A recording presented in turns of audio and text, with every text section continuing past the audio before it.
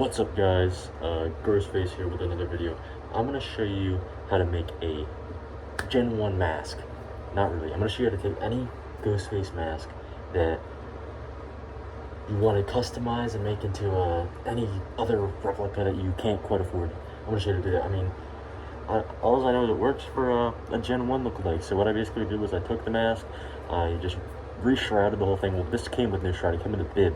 And it came with the 25th anniversary costume, but I customized this into like a Gen 1.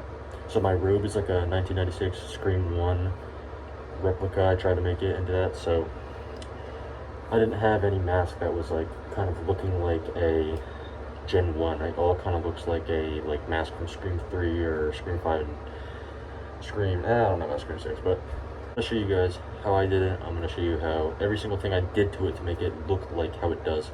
And I'm going to show you how I made this mask. I'm going to do a step-by-step tutorial. I'm not going to show exactly, like I'm not going to make it again, but I'm going to tell you and show you everything I did to help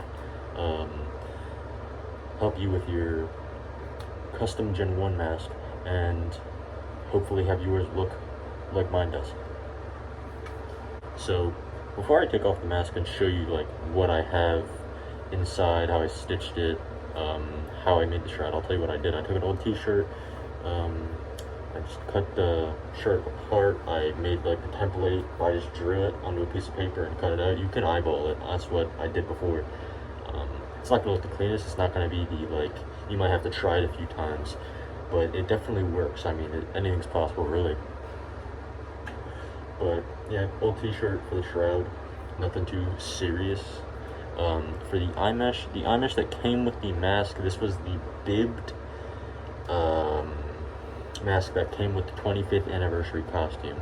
So it came with very see-through mesh, poorly glued on. You know, this is a mask that they expect you to like just throw away or not use, so they don't really spend too much time on it. But the base mask is a very thin copy of an EU mask that they're really good. You know what I mean? They're noticeably thinner than any EU mask that you'll get like Walmart. This is the Walmart EU. It's noticeably thinner,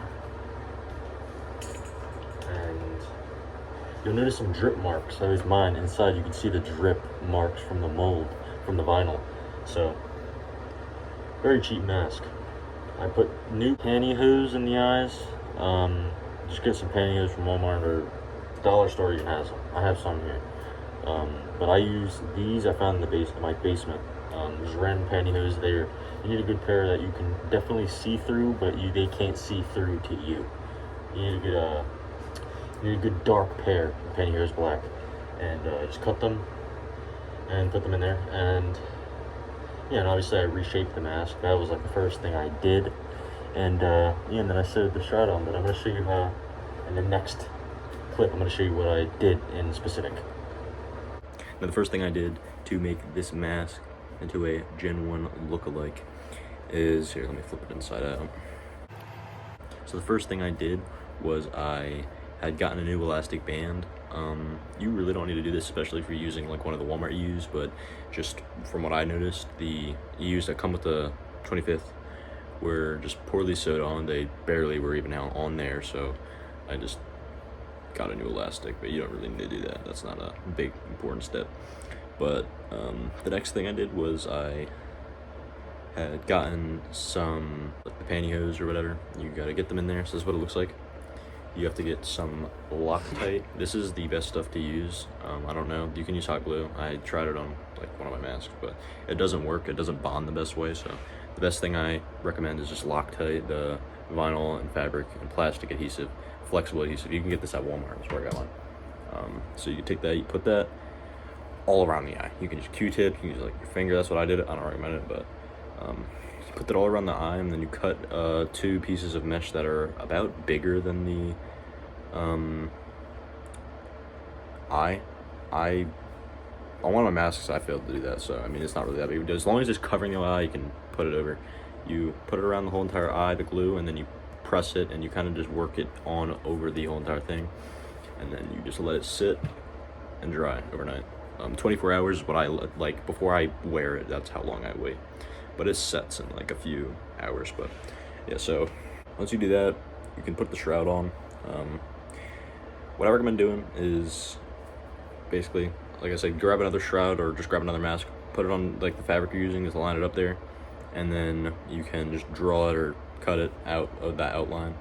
Make it a little bigger than how big the shroud is on the actual mask, just so you can have a little bit more room, so it's not too tight, because you'd rather it be too loose than too tight. So yeah, and then you sew it, and then you can watch an in-depth tutorial on YouTube. There's so many tutorials on how to make shrouds, so I mean, I'm not gonna do a full in-depth tutorial yet, at least.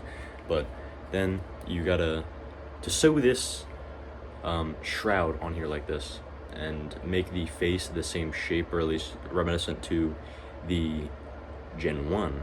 You pin it around, and then you sew around just normally. And once that's on there and it's just locked on there, then you can try to reshape it with the extra like little curves and stuff. Like that's what I did. You see there's already sewing like backs, like supports, and you can take the needle, use that as a guide to sew around where you marked it with the Sharpie, and then after a few tries, as you see I've messed up a few times, but after a few tries, what you'll get is the Gen 1 looking shape on the face. Doesn't look the best, obviously, but it looks pretty decent. It looks pretty accurate.